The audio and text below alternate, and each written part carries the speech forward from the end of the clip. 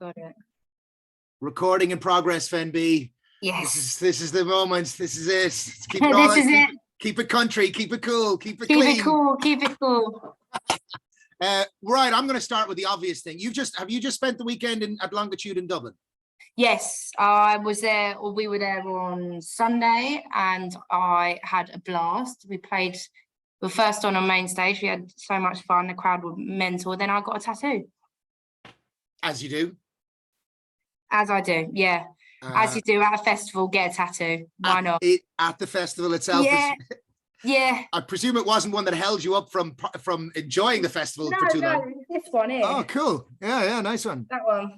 Yeah, my mum was like, wow. Yeah. Okay. And I was like, thanks, Mum. Okay, I'm going to ask two questions. One of them, first time in Ireland? I'm guessing not. No. And let me get to the next question. Erin Doyle. Yeah.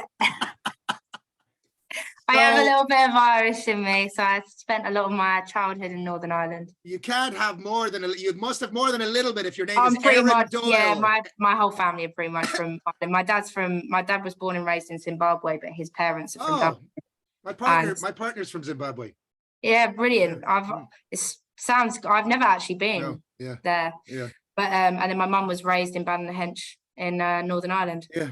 Antrim, top of Antrim, is it? I think so. I have no idea. I think it's just outside Belfast. Yeah. On the coast, kind of more or less, though. No. Yeah, it's a small town. All it's got is like a newsagents and stuff.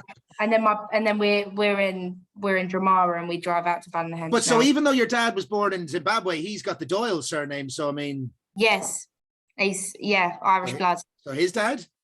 His dad was raised in Dublin. Mad.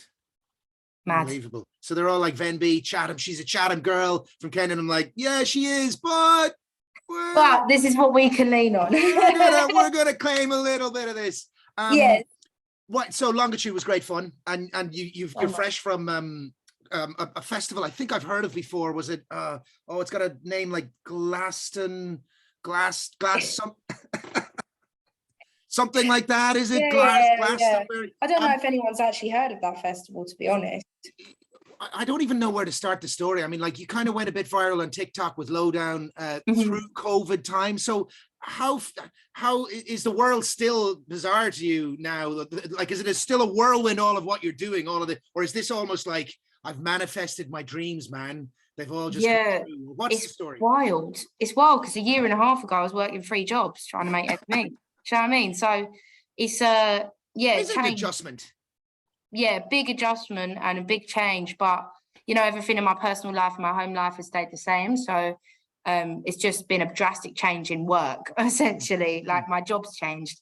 But I'm having the best time, and I couldn't have asked for anything better. I'm living my dream, and I had no plan B. So this is it or nothing, essentially. So the music ambitions were a real thing. It wasn't just sort of messing around and it took flight. This was something it was a passion. I wanted to be a songwriter. Yeah, that's all I wanted to be. It was a songwriter.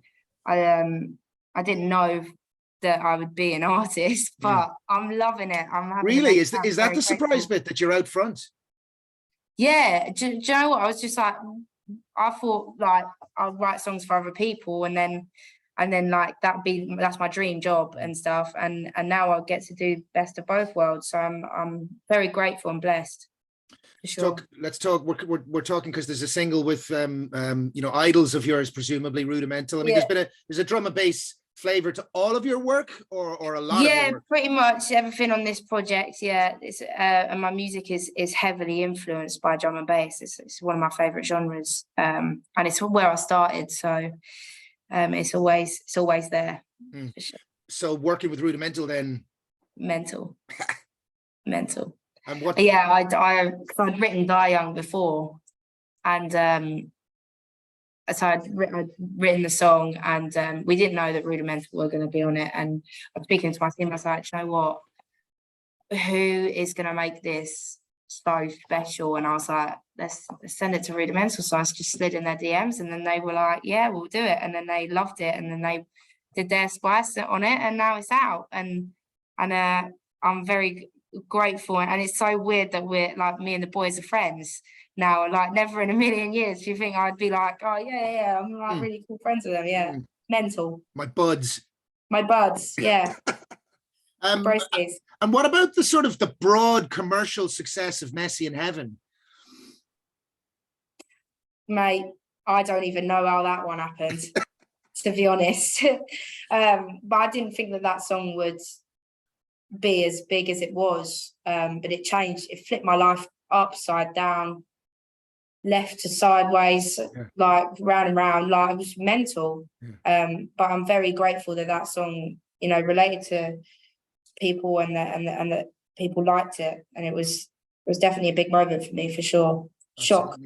Yeah. Shock constantly. And does it like, did you see yourself as more of an underground artist, like not quite toying with the charts, or do you even think that way? Does it matter? No, I didn't. No, like, no one writes a song and thinks it's going to chart. Like, no one does. What I kind of want to ask you though is, now that you've had that little taste, is it like, ooh, I want more of that?